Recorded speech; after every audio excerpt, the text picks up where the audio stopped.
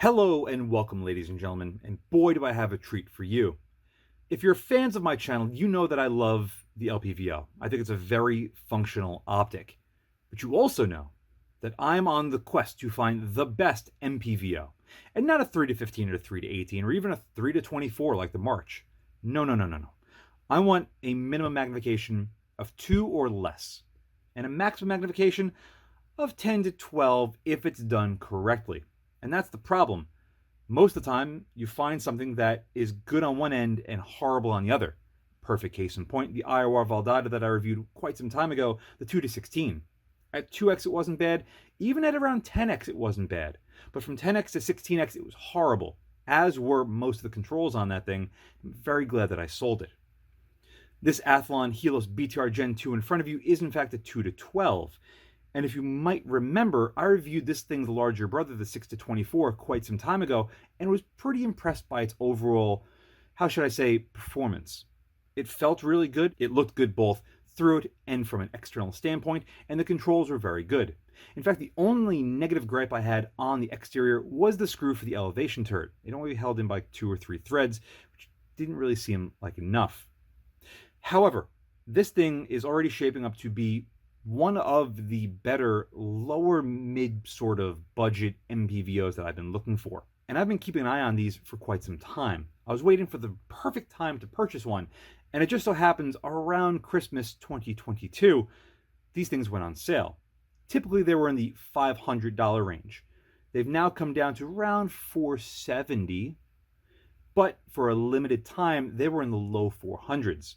So I picked this up from Amazon for $400, including like 50 or 60 bucks that I had saved up and tax. So I picked this up for around 400 bucks. However, at the same time that I picked this up from Amazon, someone else was selling one used with a throw lever for $370. And he was nice enough to give me an even better price because he's a fan of my channel. So thank you very much. Yes, that's right. I own 2 of these things. Now, no, that isn't a prelim to saying, hey, this is such a good optic that I own 2 of them, but it's already shaping up to be quite good.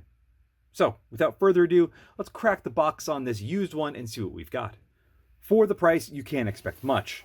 And though it's got an American flag on the side, it has the very specific words of USA company. That is because these are made in China, just like the 6 to 24. However, this is a first focal plane 2 to 12, and it has a very interesting looking reticle.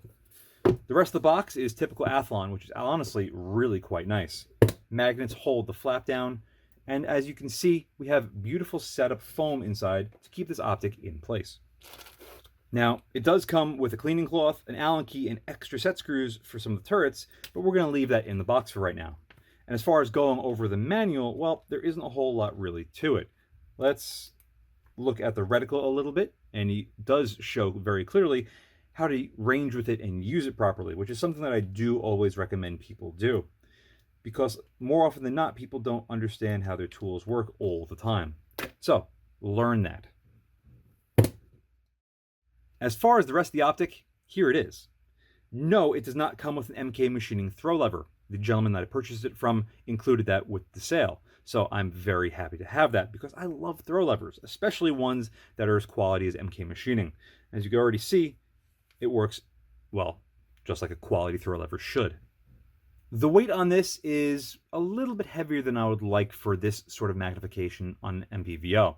26-ish ounces, I'm going to call it, because of the throw lever. Isn't the lightest, but it's also not that heavy.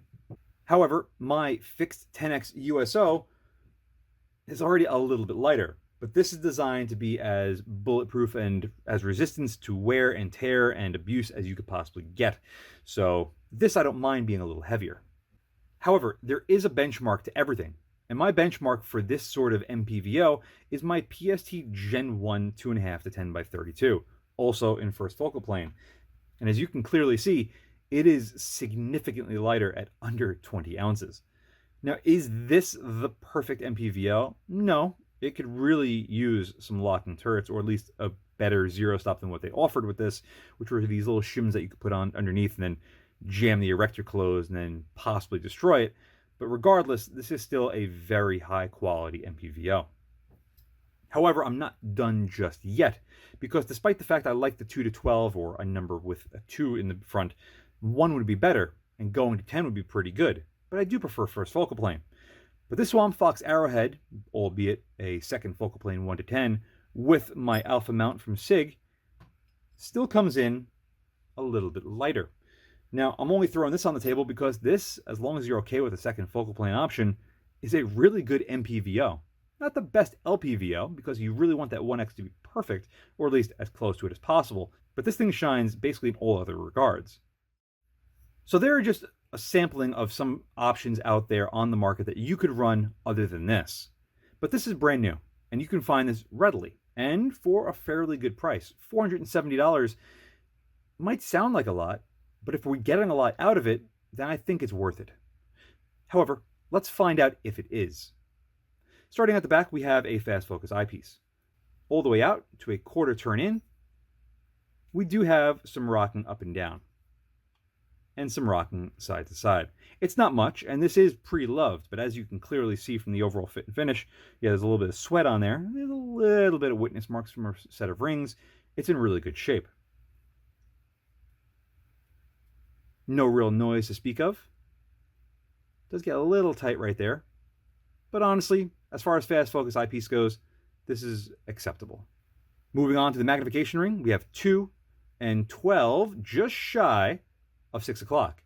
So, just like we saw at the March, it's like 5:30. And it does have a little thumb ramp on the ring itself. So this way, if you don't have a throw lever, you could still have some purchase on it. However, with a throw lever, as you can see, it requires almost no effort. It is pretty smooth. You could hear a little bit of rubbing going from maximum to minimum, but other than that, this is a perfectly fine feeling magnification ring. The illumination control on the side is, of course, well, battery powered. Duh. And the cap, as you can see, has very small splines on the outside, undercut from the control itself, so it is a little bit hard to get off, but that also means that once you tighten this up, it shouldn't come off that easily. Underneath it, you're going to find a standard CR2032 battery and a standard 3-dimple battery compartment. There isn't a whole lot to this, but again, this is the most basic battery compartment for illumination control, and you know what? I've never had any problems from them. This thing has a maximum illumination of 6 with offs in between. A little bit of play inside the detent, but once you're there, it's actually a very satisfying click up and over the detent into the next one. However, it is a little tricky to grab onto this because you can see they have a lot going on at a very short distance. But again, you're not going to be adjusting that all too much. You're going to set it and probably leave it there for a while. And then with the offs in between, it's a nice little touch. It is nice to see an MPVO with a side focus. It's honestly the thing that took the Credo 2 to 10 from being basically perfect and brought it down to meh, not worth the $8,000 to $9,000 to $1,000 that it costs. This, as you can very clearly see, goes down to a minimum of 10 yards and a maximum of infinity. And it is a very short throw, just about 180 degrees. And that's because this is a very short magnification range. Yeah, it might be a 6x multiplier going from 2 to 12, but even at 12x, we shouldn't really need that much to get a lot of things in focus because it's not that much magnification. You should probably, honestly, set this somewhere around there and probably leave it. Probably don't need to touch it that much unless you're going really, really close or really, really far. But everything in that intermediate range, which is what you want an MPVO like this for, will probably be perfect. You can hear it's got a little bit of rubbing on the seal inside, but it feels fine. Smooth, a little bit of a hang up towards the minimum side, but again, perfectly serviceable. Now, the turrets on the 6 to 24 I rather liked. It was just the screw on top that held the cap onto the erector that I didn't really care for, and we're going to take a look at that soon to see if it's any better on this model. Something tells me it's not going to be, but I do like the fact these are, hold on, locking. Rather tightly locking, which is one of the main reasons why I wish they had a little bit larger stud going into the cap, into the erector, to keep it all nice and tight. But it does lock up very, very tightly. Very little wiggle. Unlocking it, requires a little bit of heft on the elevation, but the windage, as you can see, is very loose. I'm going to pull out the other one to see if it does the exact same thing. But as of right now, let's give this thing a twist. Also note, 10 mils per rotation. Fantastically done, Athlon.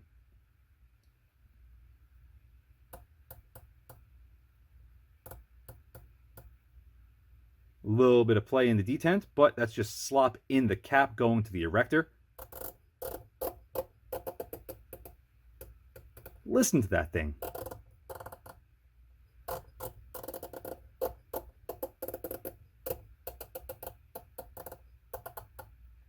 Fantastic sound.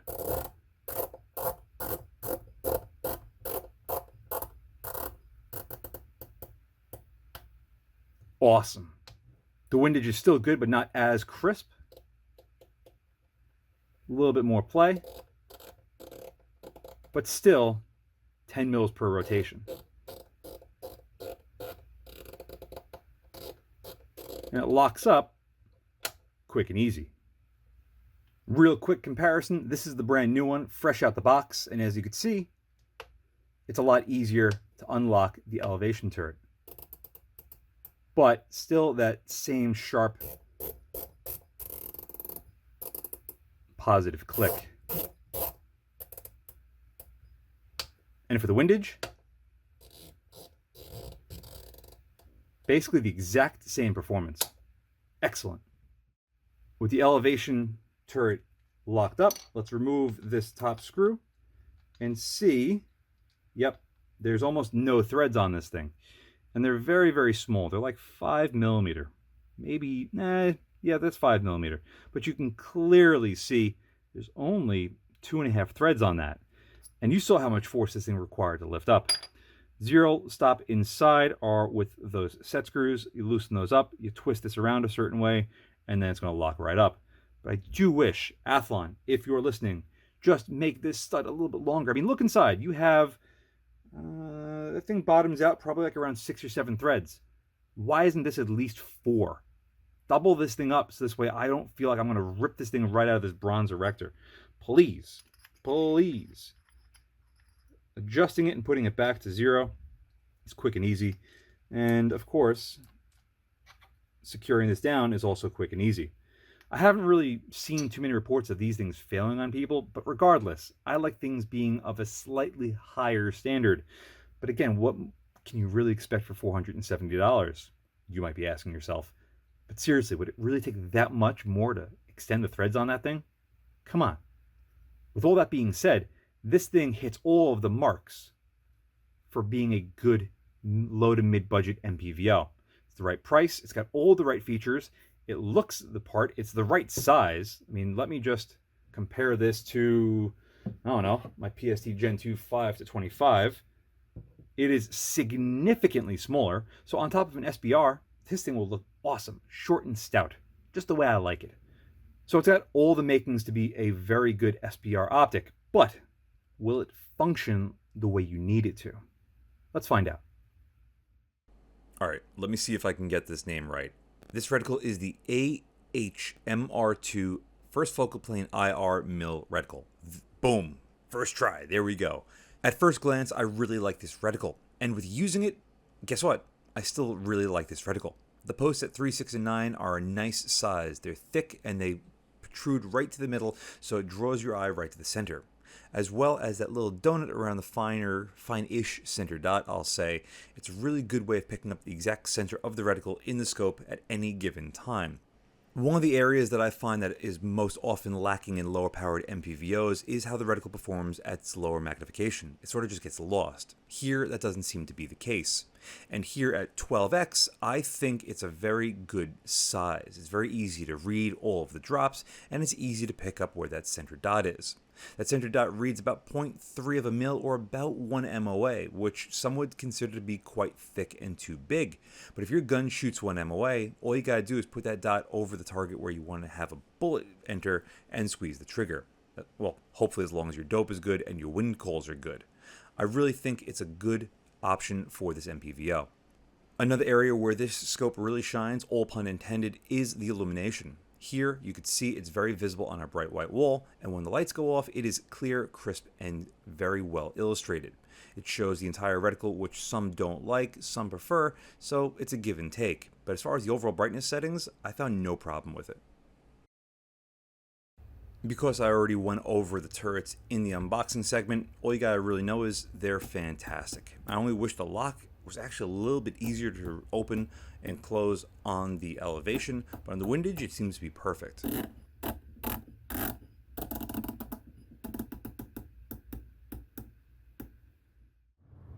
Athlon Helos BTR Gen 2 here at 12x. As you can very clearly see, the reticle does not line up 100% to the target.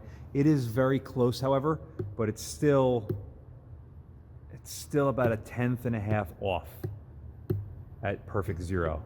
Same could be said for the windage. It's just ever so slightly off. Illumination down here on full is pretty good. It's nice, clear, and crisp. And the jumps in between all 6 brightness settings are pretty even. If we take it down to 2x, you will note that the reticle does not shift on the target, which is very, very nice. Despite the fact that the reticle does not line up 100% to the target, I like how the reticle looks. It's very easy to read and pick up.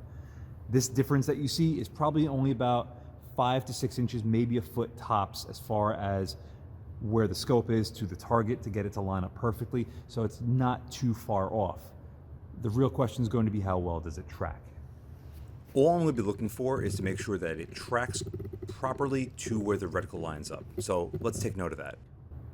What you are noticing is that the turrets are tracking properly to the reticle, not the target, which is important, which means that every tenth of a mil is moving exactly tenth of a mil. If it was tracking true to the target and the reticle wasn't lining up with the target, then there'd be a problem with how the reticle is set up, not the erectors. So at least it's tracking properly to its reticle, which is the better option. Does return to zero very well, but we are still that tenth of a mil off going down. But again, that's proper, true to form tracking to the reticle. Let's continue. Across 10 mils, you can very clearly see that the center dot is just underneath the 10 mil line. That is a deviation of 1/2, which would be 2%. But as you'll see, I'm going to zero this out and look at the very bottom line on the reticle. It is about 2/10,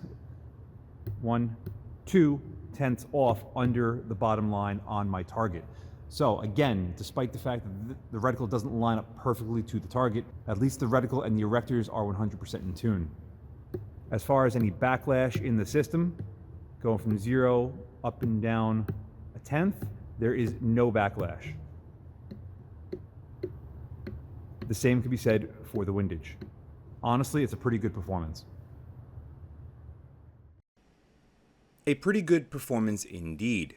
I'm just very happy to see that there's no backlash in these erectors, and that when you make an adjustment with the turret, it correlates with the reticle, not with just my target. Which means that if you're using your reticle for ranging or for holding for dope, and you make an adjustment, it'll line up properly with your setup. Now, if you're sitting next to someone on a bench that has another mil scope and you're helping each other adjust your dope, you're probably going to get different information, so be mindful of that. Illumination here, getting finally to full, is pretty good like I had mentioned, but it's not ultimately great. But for an MPVO with a good, clear reticle that you can pick up at 2x, it's honestly more than good enough. At 30 yards, we're going to focus on our power transformer, but mostly, more specifically, the American flag that's on it. This scope is rated for a 10-yard minimum side focus, so getting this thing nice and clear and crisp should be a breeze. Also, the fact this is only a 6x multiplier scope shouldn't push the glass too hard, either at the beginning at 2x or at the top end at 12x. And as you can see, at 30 yards, it performs very well.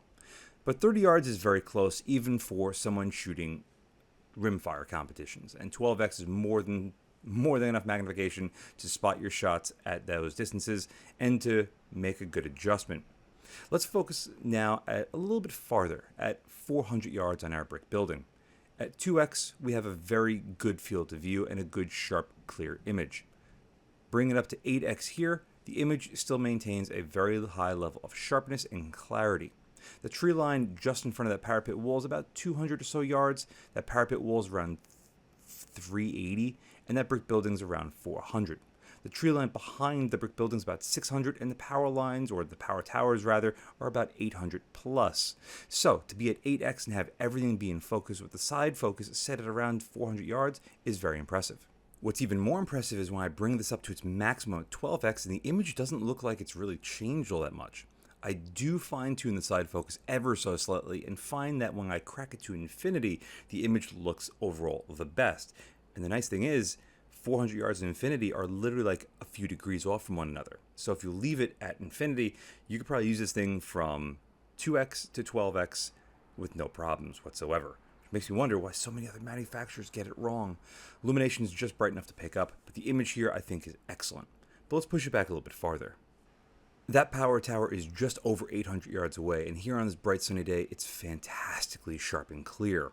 The side focus is so fast to adjust between 30 yards and 800 yards that I wish other manufacturers would get a hold of this thing and realize that this is how to properly set up a side focus. But more so than just the image looking good, it's about how good the image appears when you're off axis. And when we shift the camera side to side, you'll see that the reticle and the image remain sharp to one another. More often than not, the reticle or the image, or sometimes both, will fall apart when you're not perfectly behind it, making it almost impossible to look through it properly. Here at 12x, we have no issues whatsoever. Bumping it down to around 6x, we have a great image still, and again, we have a very forgiving looking eyebox to it.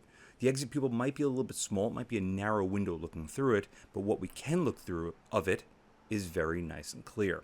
Again, many times scopes will have the image, whether it be the reticle or the image looking through it at the target, be completely just useless to one another. And the same story applies here at 2x, though because we're at 2x we have a little bit larger exit pupil, meaning that we have a little bit more room to shift side to side. Though you will note that the reticle does start to sort of stretch itself at the extremes, but it doesn't necessarily mean that there's a lot of fisheye or distortion to the image. It's just because we're looking at it at a really oblique angle, and thus everything gets a little bit crazy. Talking about fisheye, let's go over these power lines at 2x and see if there's any sort of distortion. Alright, so we're scanning, we're crossing over lines. These are about at 50, 60 yards, and nope, I don't see much distortion, if any at all. So, to answer your question, no, there's very little to no distortion at 2x, which again just further enforces that this thing is so far pretty badass.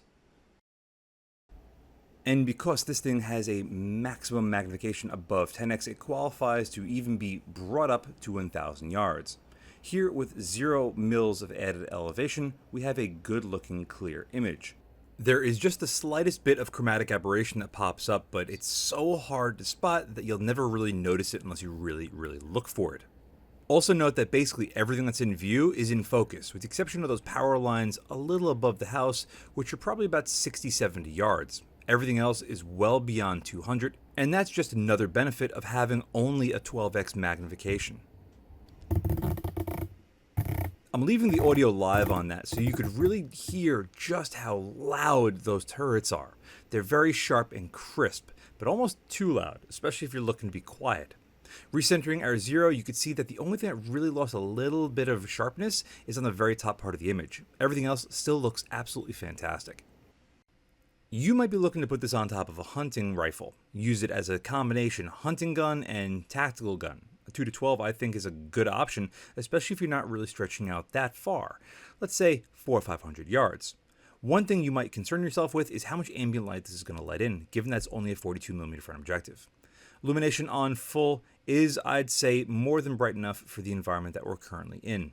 During real true daylight bright hours, it's not going to mean as much, namely because the reticle is easy to spot, both from those 3 large posts at 3, 6, and 9, and that nice ring around the center dot and the drops.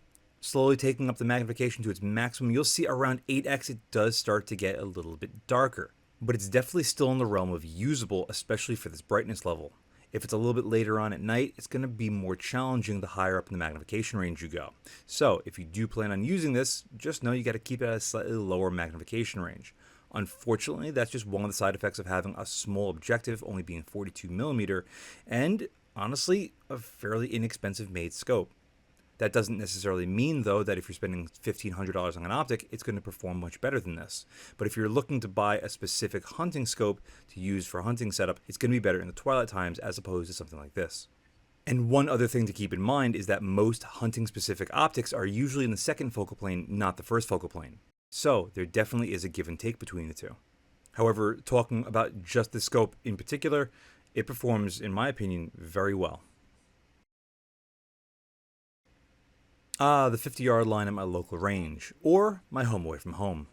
The illumination here is just bright enough to be able to spot that it is illuminated, which is nice because if you're shooting at a dark target or in a very shadowy area, it's going to be bright enough to be able to pick up the reticle in that muddled mess that you might be shooting in.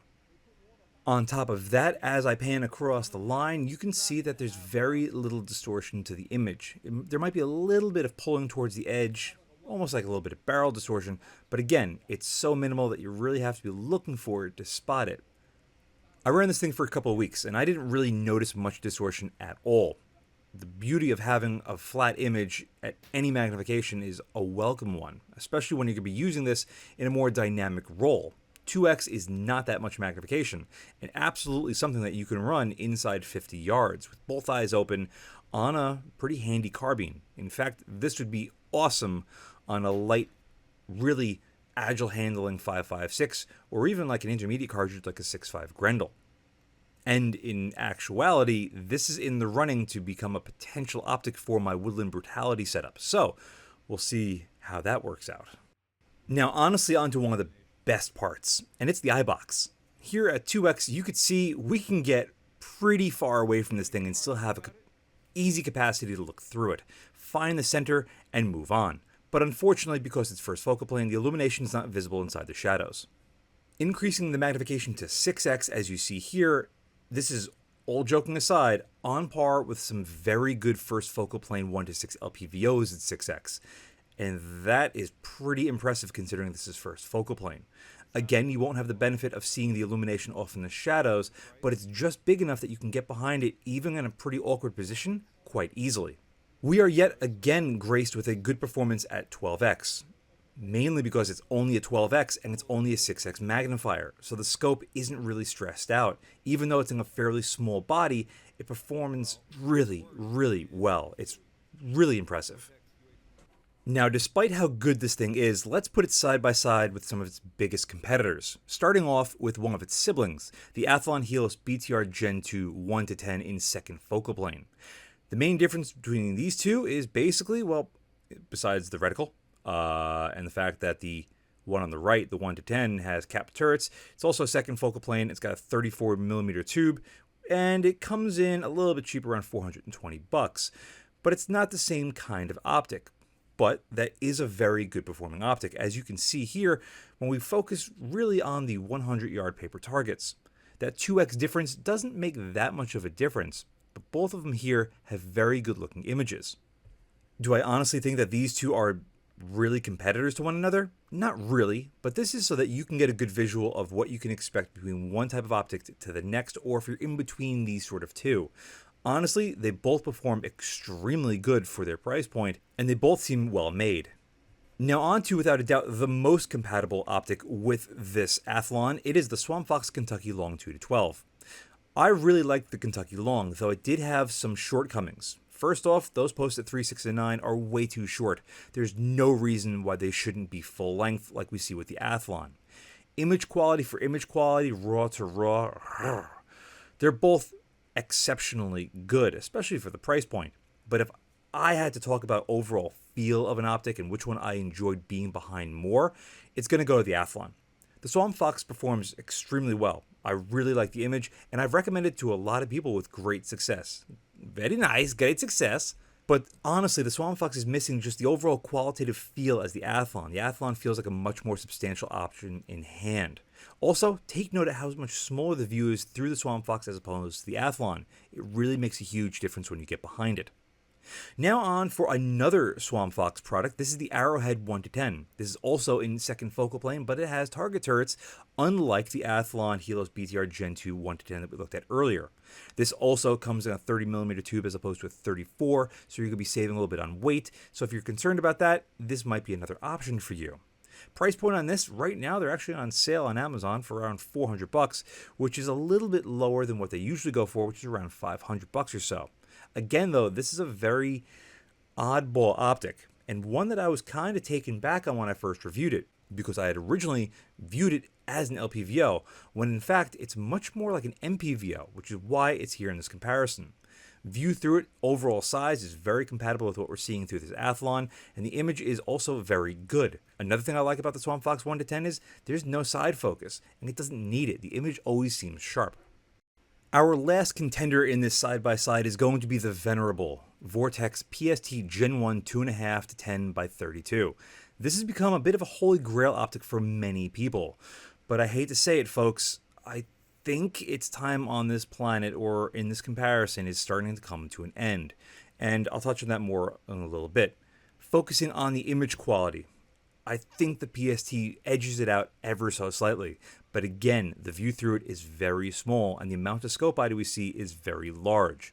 The reticle also might be fairly simple for a lot of shooters out there. I myself don't mind it, but I do prefer a reticle like what we see with the Athlon. It's a much more practical and usable option, and for me, it's easier for me to pick up faster at the lower magnifications, and at higher magnifications like what we see here, it's very easy for me to pick up, read it, and then use it for holds at longer distances. You didn't think I was done with this comparison, did you? Far from it, in fact. I'm going to be keeping the exact same scopes in the exact same order for the remainder of this segment, which is now going to focus on the berm at 180 yards. Like I had already said, the Athlon 1-10 second focal plane is not a really good direct comparator to its, I guess its bigger brother, the 2-12 that we're looking at here, but they both come from the same lineup, the Helos BTR Gen IIs, and it's clear to see that they both share some lineage. That reticle does have some feature sets from one that you can cross over to the next, and the glass clarity is very good on both of them. Overall qualitative feel was also very high on the entire Athlon line, which is why I was so excited to get my hands on this 2-12. And for the price, I haven't been disappointed with any of them. Continuing right along with the Kentucky Long 2-12. Getting behind both of these is a good experience in and of themselves, but when you have them side by side and you start running them in conjunction to one another, you really start to notice where one excels more than the other. Like I had already mentioned, the Kentucky Long is a really good optic to get behind by itself, but when you get behind that and then this Athlon, the experience is much different. Factor that in with the main controls that you're going to be operating at all times, and I'd lean much more towards the Athlon, despite the fact that Swampfox might come with a little bit more out of the box. The Swampfox 1-10 though is, again, one of those optics that surprises people. I really enjoy that this thing, for some reason or another, manages to have a clear image from basically 0 yards out to infinity in a 1-10 platform without needing a side focus. I don't know why this scope was able to do that, and something like the Credo 2-10 wasn't. If the Credo 2-10 could have a better image, or at least an image on par with a scope less than half the cost of itself, then that would be included in this. But because the Credo just sort of fell on its face all the time, even after they sent me a new one, well, that's why it's not included on this list. Lastly, the PST Gen 1. Without a doubt, in my mind, has the best overall image. It is something really to behold despite its age and its size restrictions. A 30mm tube and a 32mm front objective is not that large, but it manages to perform excellently in the image quality department. Unfortunately, just that view through it is minuscule. Touching on the concept of use between these scopes, the 1-10 on the right isn't something I'd absolutely gravitate towards. It's a capped turret, BDC'd, second focal plane 1-10, which means that those drops will only really line up at 10x. I much prefer the 2-12 because the drops will line up for your dope at any given magnification. It's much more versatile for me, but for you it might not be the case. The Swampfox and this Athlon 2-12 are going to function exactly the same. All you gotta do is dial up for your dope and then hold. It really is as simple as that. And the nice thing about this is you could set up for any cartridge, any caliber, any gun at any distance, unlike most BDC'd second focal plane optics like the 1-10 Athlon. Going on with the 1-10 Swampfox, well, this is where it sort of gets the line blurred a little bit because it doesn't have a BDC reticle, but does have target turrets and it is second focal plane. It also has just a very simple milling reticle, so you can technically range with it, you just gotta be at 10x. So is it technically the best of both worlds? Well, that's really up to you to decide. The PST Gen 1 usage is going to be the exact same as the Athlon 2 to 12. They're both first focal plane, they both have target turrets, and they both have good milling reticles, so you can range with both of them the exact same way. The main difference between these two is going to be simple things like better illumination, better reticle, locking turrets with the Athlon, whereas the Vortex doesn't have that stuff, and it might change your viewpoint on using it. As we focus at the 300-yard paper targets for you guys to decide which image looks best between all of these, I'm going to get into what I'd pick over which and why. First off, between the 2 to 12 Athlon and the 1 to 10 Athlon, it's a very simple and clear answer. For me, it's going to be the 2 to 12 every single time. And the main reason is the 1 to 10 just offers a completely different point of use and perspective as opposed to the 2 to 12. None of my systems, none of my concepts, none of my mindsets function on a second focal plane 1 to 10 that doesn't have a good milling reticle. So for me, it's the 2 to 12 all day long. As far as this and the Swampfox is very good, and I've used it extensively. In fact, I still use it on my airsoft gun, and I still show it off to people saying, hey, look, this is a really good option for those that want to get into an optic like this for a certain price point. But guess what? The Athlon, in my opinion, performs better in almost every single facet. So I think I'm going to start phasing out the Swampfox 2 to 12 Kentucky Long with his Athlon if it proves to hold up over time like the Swampfox has. The Swampfox has held up very well, but everything else goes to the Athlon. As far as the 1 to 10 Swampfox, this is a horse of a different color. So which one would I pick? I think I'd still go with the 2 to 12 Athlon. But this Swampfox 1 to 10 does have a very good 1x. It's more like 1.1x, so it's not perfect true 1x, but it's still very easy and fast to get behind in really close quarters. Not only that, you could still stretch this thing out to very far distances because the 10x is so clear on it. And because it's got really good turrets, you can dial for it. So this is really depending on the overall use. So for me, it's a draw. Last but not least is going to be honestly the hardest one for me. The PST Gen 1 has been a good friend of mine. I've had it for many years and it hasn't let me down.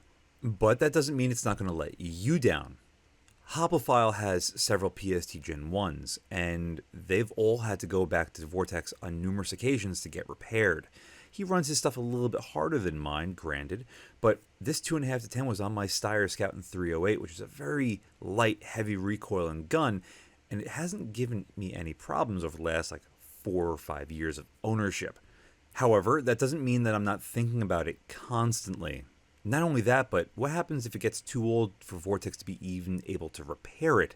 What are they going to do? Give me a 2 to 10 Gen 2, which is a heavy pig and still probably doesn't offer any of the same features as his Athlon does, as far as locking target turrets, good illumination, and a better, in my opinion, tree-style reticle. Factor all that in with the fact that you probably can't even find this 2.5 to 10 by 32 easily, and if you do find it, it's not going to be cheap. Probably more expensive than what you can get this Athlon for. So, all that factored in together, I gotta give it to the Athlon. If that doesn't explain to you enough about what I truly think about this optic, then I don't know what will. The only thing that's left to do is to continue to run it. Run it hard, beat on it, and see if it's going to fall apart. But keep in mind, this was a used optic when I bought it. And the fact that it still tracks as well as it does, looks as good as it does, and performs as well as it does, at least so far in my testing, is hopefully going to give us some sort of information and mindset of what we can expect in the future with this thing. I do plan on running this very hard over the next couple of months, and maybe even swapping it out as my quote-unquote go-to lower range MPVO. It does everything I'm ever going to look for in an optic of this magnification range. And it does it at a fairly decent price. The biggest thing is it's still made in China, which for many people, they don't care. For many people like myself, it is a little disappointing. Now, I'm not saying I want to abolish all Chinese-made optics on the planet. Far from it, in fact. I do understand that many people have much lower budgets, and $500 for many people might be stretching it. But if you could stretch it to get into one of these, I think it'd be money well spent so far. I haven't tested Athlon and their warranty, but I hear it's very good, and so far I have no real reason to doubt that this thing won't hold up to most rigors of use. However, I wouldn't trust my life to it just yet. That's going to require much more time behind it, much more rounds through it, and perhaps a couple falls on the floor to see if it stays in one piece. Now, I would love to see if a manufacturer would come out with basically this exact optic, but let's say made in Japan, and even if it cost $1,500 and felt even more qualitative, primary arms and their PLX C series, a 2 to 12 would be fucking incredible.